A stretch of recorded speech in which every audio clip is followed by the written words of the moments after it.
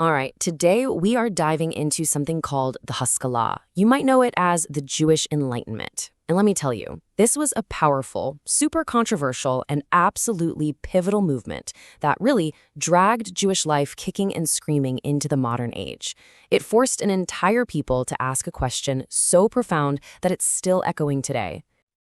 And really, it all boils down to this one question. Can you honor your traditions while also embracing the modern world? Now, for European Jews a few centuries back, this wasn't some, abstract philosophical debate. No, this was the defining challenge of their lives. The question itself sounds simple, right? But the answer? Anything but. I mean, how do you hold on to who you are, your heritage, your faith, while also becoming part of something completely new and different? So to really get why this whole movement was so revolutionary, we got to rewind a bit. We need to understand what life was like before it all kicked off. And for so many people, it was a world defined by walls. And I mean that both literally and figuratively. For centuries, and I mean centuries, a lot of Jewish communities lived in a state of, enforced separation. We're talking about the ghetto. And this wasn't just about living in a specific neighborhood. It was a deep, profound isolation, physical, legal, and intellectual, from the rest of European society, which, by the way, was modernizing at lightning speed right outside their walls. And this really lays out just how total that separation was. I mean, think about it. You're socially cut off from your non-Jewish neighbors. You're legally barred from owning land or entering most professions. Getting a secular education, learning about science or philosophy? Nope, pretty much off limits. Your entire intellectual world was focused inward, almost exclusively on religious texts. It created a world that was incredibly rich in its own way, for sure, but also deeply, deeply insular. Okay, but then something started to shift. A new idea began to bubble up. A group of thinkers came along and proposed something truly radical.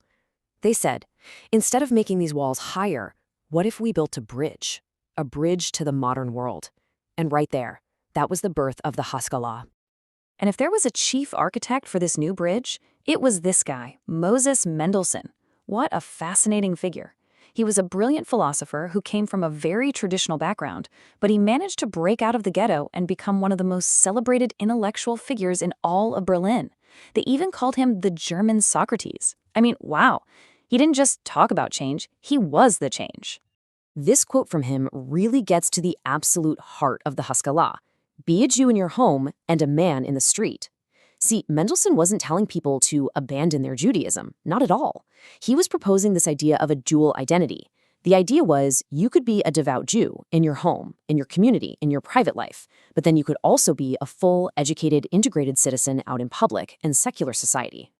And this wasn't just some vague philosophical idea either. Oh no, this was a concrete program for change.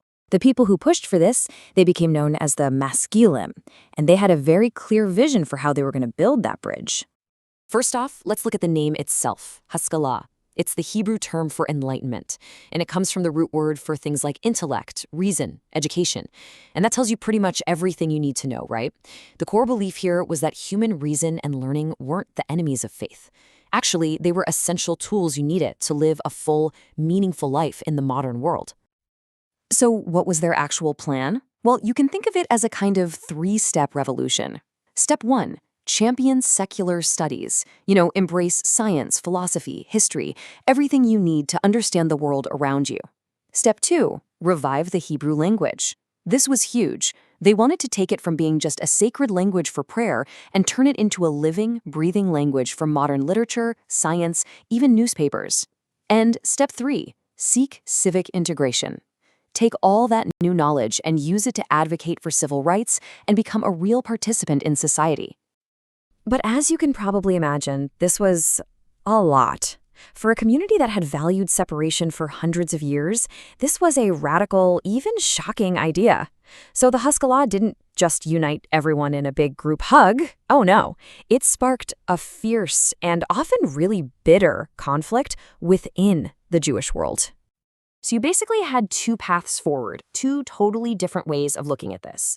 On one side, you have the Maskilim, the proponents. They saw the Enlightenment as this incredible opportunity for freedom and growth. But on the other side, you have the traditionalists, and they saw it as a mortal threat. They were terrified that embracing secular culture would just lead to assimilation, to a watering down and eventual loss of their faith. For them, those ghetto walls weren't a prison, they were a shield that had protected their identity for centuries in a pretty hostile world. But despite all that fierce opposition, you just couldn't put this genie back in the bottle. The ideas of the Haskalah could not be stopped. They fundamentally reshaped the Jewish world, and I'm not exaggerating when I say its legacy is still felt in pretty much every corner of Jewish life today. And right here, this is probably the Haskalah's most visible legacy. All those big questions it raised, like how much do we change, how much do we keep, they led directly to the birth of the major denominations of modern Judaism. You had Reform Judaism, which basically took the Haskalah's ideas and ran with them, embracing pretty radical change. Then, as a kind of response to that, you get Conservative Judaism trying to find a middle path. And then you have modern Orthodoxy developing, which was its own answer. Let's integrate all this secular learning, but hold on tight to strict religious observance. See? Each one is a different answer to the Haskalah's original huge question. So when you boil it all down, the Haskalah wasn't just some historical event that happened and was over. It was the start of a massive conversation. A conversation about identity, about change, about belonging that honestly has never really stopped. The questions it first dared to ask became the central defining tensions of modern Jewish life. And that brings me to a final thought, something to really chew on. That central dilemma of the Haskalah, how to be part of your own unique group while also being part of the wider world, that isn't just a Jewish question, is it? It's a universal one. It's something that pretty much every culture and every community is still grappling with today. So how do we balance our own group identities with our universal shared values? That's a question that's absolutely worth thinking about.